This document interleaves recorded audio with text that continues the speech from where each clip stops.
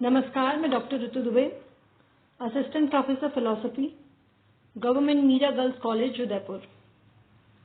आज मैं पढ़ाऊंगी बीए सेकेंड ईयर फिलॉसफी के फर्स्ट पेपर को, जो है तर्कशास्त्र लॉजिक। लॉजिक से संबंधित मेरे पिछले वीडियो में मैंने निरुपाधिक तर्क वाक्य के 4 विभिन्न मानक आकारों को स्पष्ट किया था, यानी कि कैटेगोरिकल प्रपोजिशंस के 4 टाइप्स ऑफ स्टैंडर्ड फॉर्म्स पे मैंने बात की थी।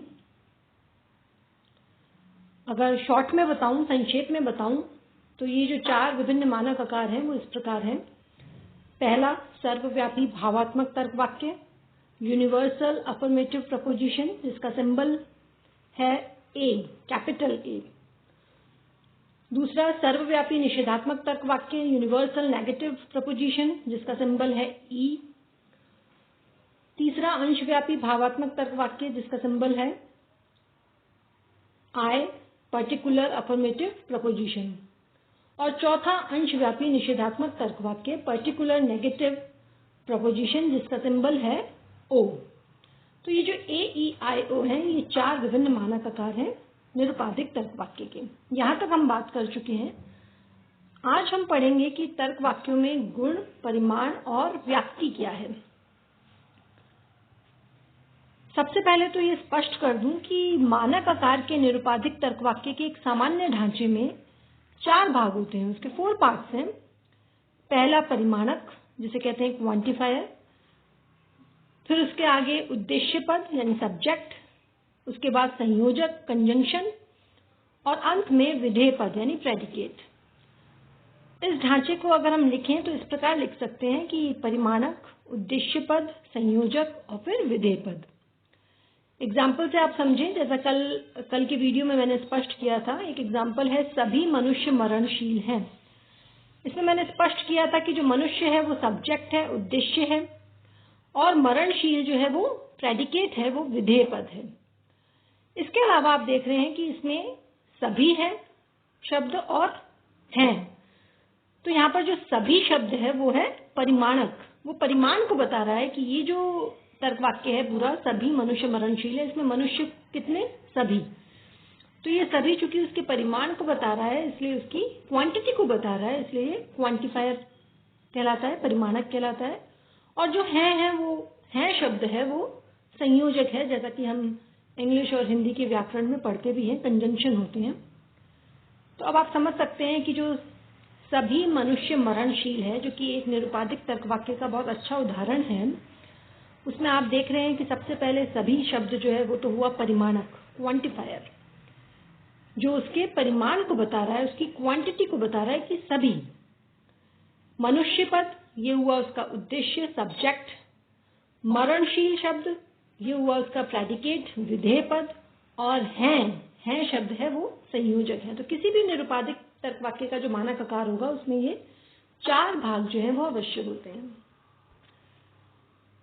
अब हम समझते हैं कि तर्क वाक्य में गुण, परिमाण और व्याप्ति क्या है। सबसे पहले बात करते हैं कि तर्क वाक्य में गुण और परिमाण से क्या अर्थ है। दरअसल प्रत्येक निरुपाधिक तर्क वाक्य में गुण और परिमाण दोनों होते हैं। तर्क वाक्य का जो गुण है, क्वालिटी, वो उसके द्वारा वर्गांत भाव संबंध के विधि या निषेध होने के अनुसार या तो भावात्मक होता है या फिर वो निषेधात्मक होता है, या तो वो अफर्मेटिव होता है या फिर वो नेगेटिव होता है। अगर सरल शब्दों में कहूं, जैसा कि मैंने कल चर्चा की थी कि तर्क वाक्यों में विभिन्न वर्गों का उल्लेख होता है। तो एक वर्ग का दूसरे वर्ग से जो संबंध या तो होगा या फिर नहीं होगा। विधि या निषेध से मतलब है या तो हाँ या फिर ना। तो अगर हाँ है तो वो तर्क वाक्य हो गया अफर्मेटिव, भावात्मक, और यदि ना है तो वो हो गया नेगेटिव, निषेधात्मक। तो ये जो है उसका भावात्मक होना या उसका निषेधात्मक होना, ये तो हो गया उसका गुण। अब आप देखिए 4 तरह के तर्क वाक्यों पे हमने चर्चा की थी। एक जो सर्वव्यापी भावात्मक है, एक जो सर्वव्यापी निषेधात्मक है, एक जो अंशव्यापी भावात्मक है, फिर अंशव्यापी निषेधात्मक है। तो अब आप समझ सकते हैं कि अगर मैं इसको गुणों की दृष्टि से इनका एक ग्रुप बनाऊं, तो आप देखेंगे कि जो यूनिवर्सल अफर्मेटिव यानी जो सर्वव्यापी भावात्मक है और जो अंशव्यापी भावात्मक है, पर्टिकुलर अफर्मेटिव है, ये दोनों तो गुण की दृष्टि से यानी क्वालिटी की दृष्टि से दोनों ही भावात्मक है, अफर्मेटिव है। यानी कि ए और आई, ये जो दोनों तर्क वाक्य हैं वो इनकी जो क्वालिटी, इनका जो गुण है वो है अफर्मेटिव, भावात्मक। जबकि जो सर्वव्यापी निषेधात्मक है और जो अंशव्यापी निषेधात्मक तर्क वाक्य हैं, ये दोनों गुण की दृष्टि से हैं निषेधात्मक, नेगेटिव।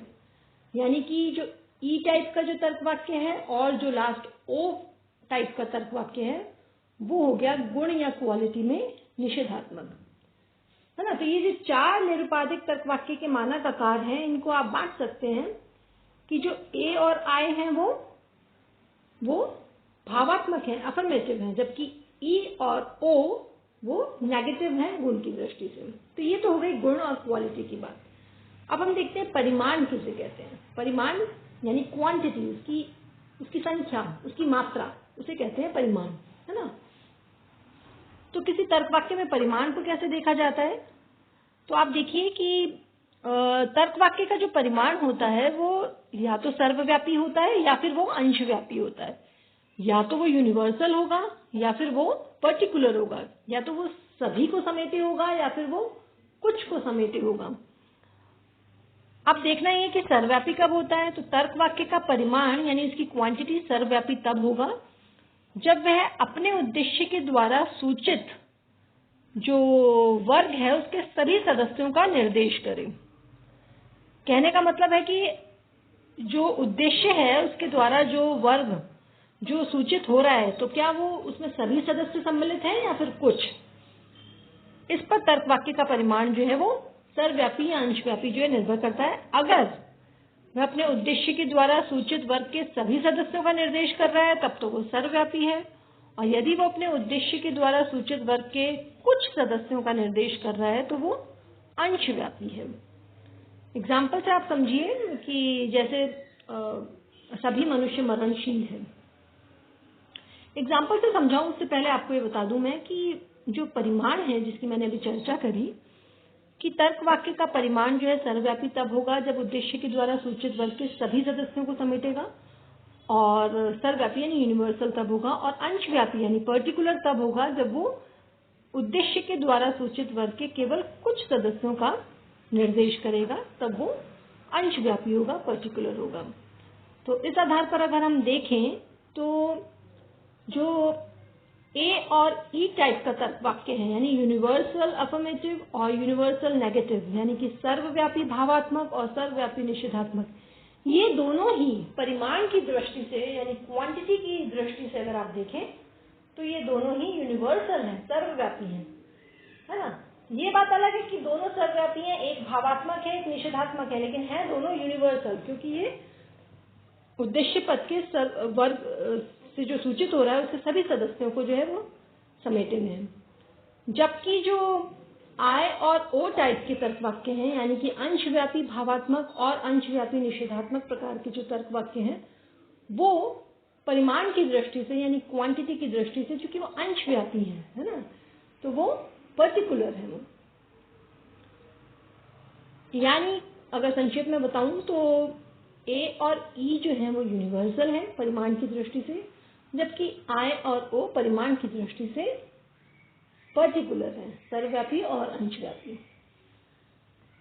अब ये जो गुण और परिमाण है ये आपके लिए समझना आसान होगा तो मैं उदाहरण से समझाऊं। कल कहीं हम उदाहरण लेते हैं। ए ई आई ओ के लिए 4 हमने तर्क वाक्य लिए थे। सभी मनुष्य मरणशील हैं, ए टाइप। कोई भी मनुष्य मरणशील नहीं है, ई टाइप। कुछ मनुष्य मरणशील हैं, आई टाइप, और कुछ मनुष्य मरणशील नहीं है, ओ टाइप, है ना। तो ये हमने देखा कि ये 4 प्रकार के। अब आप देखिए कि ये 4 प्रकार में 2 तरह की बातें हो रही हैं, एक तो गुण और एक परिमाण।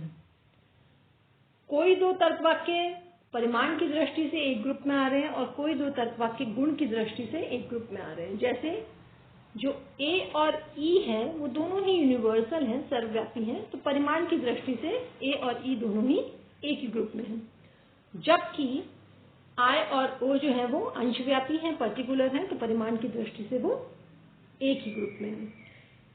लेकिन जब हम गुण की बात करेंगे, क्वालिटी की बात करेंगे, भावात्मक है कि निषेधात्मक, तो चीजें बदल जाएंगी। तो आप देखेंगे कि जो ए टाइप का है यानी यूनिवर्सल अफर्मेटिव है, वो किसके साथ ग्रुप बनाएगा? वो बनाएगा आई के साथ, यानी अंशव्यापी अफर्मेटिव के साथ, अंशव्यापी भावात्मक के साथ, क्योंकि ए और आई दोनों ही अफर्मेटिव है, भावात्मक है।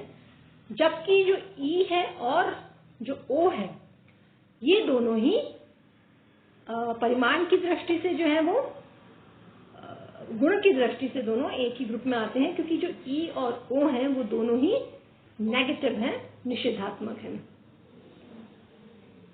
तो मेरे विचार से इस गुण और परिमाण को समझना एक उदाहरण के द्वारा जो है वो ज्यादा आसान होगा। जब आप कहते हैं सभी मनुष्य मरणशील है, और अगर आपसे पूछा जाए कि गुण की दृष्टि से ये किसके नजदीक है, ए टाइप का ये जो तर्कवाक्य है सभी मनुष्य मरणशील है, तो गुण की दृष्टि से आई टाइप के तर्कवाक्य में के काफी समान है। जैसे कुछ मनुष्य मरणशील है, सभी मनुष्य मरणशील है और कुछ मनुष्य मरणशील है, दोनों ही अफर्मेटिव भावात्मक तर्कवाक्य हैं। जबकि कोई मनुष्य मरणशील नहीं है या कुछ मनुष्य मरणशील नहीं है, ये दोनों ही नेगेटिव हैं गुण की दृष्टि से, तो ये दोनों एक ग्रुप में हैं।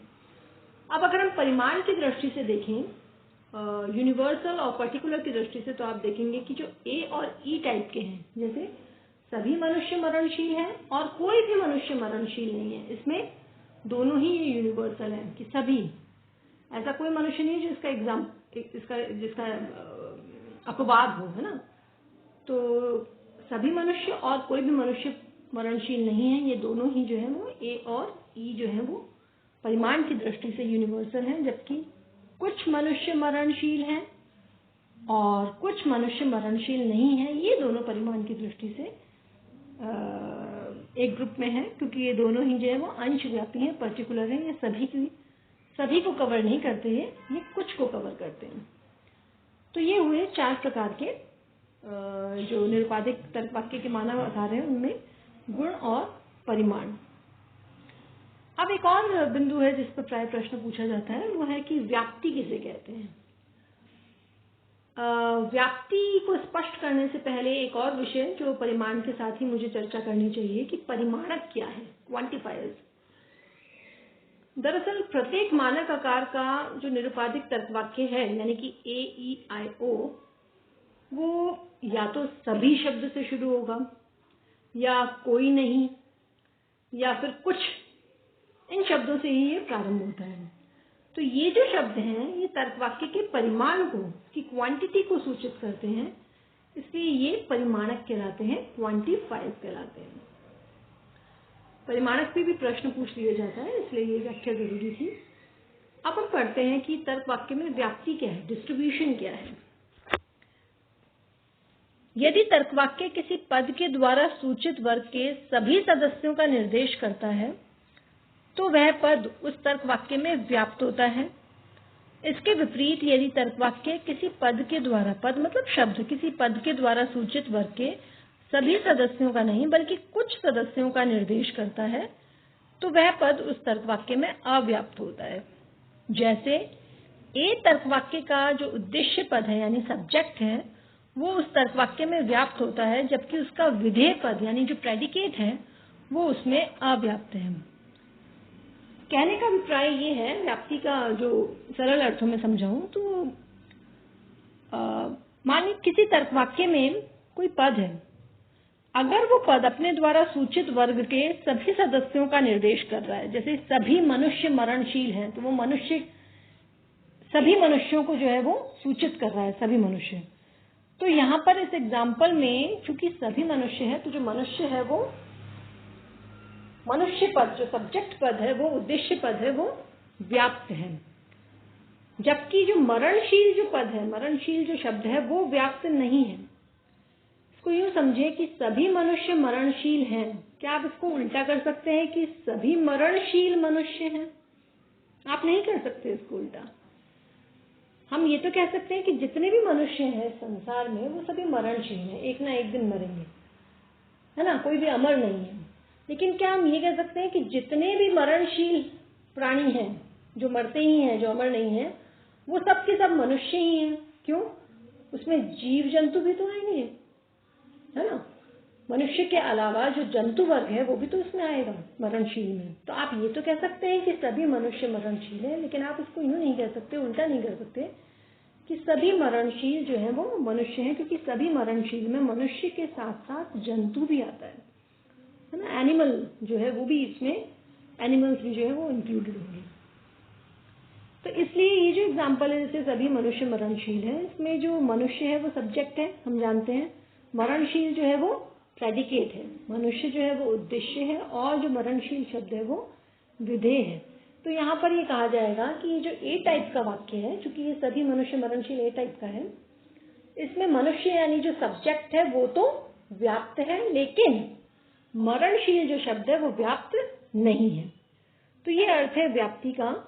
फिर इस आधार पर आप ये देख सकते हैं कि जो 4 प्रकार के जो निरुपाधिक तर्क वाक्य के मानक आकार है, उसमें चारों में क्या स्थिति है, किस किस में उद्देश्य व्याप्त है और किस किस में विधेय व्याप्त है।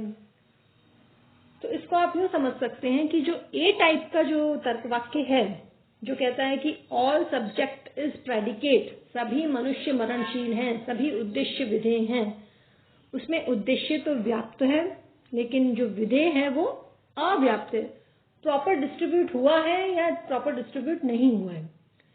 जो ई टाइप का तर्क वाक्य है उसमें उद्देश्य भी व्याप्त है और उसमें विधेय भी व्याप्त है, जबकि जो आई टाइप का तर्क वाक्य है उसमें उद्देश्य अव्याप्त है, लेकिन जो विधेय है वो उद्देश्य भी अव्याप्त है और विधेय भी इसमें अव्याप्त है, जबकि ओ टाइप के तर्क वाक्य में उद्देश्य अव्याप्त है और विधेय जो है वो व्याप्त है।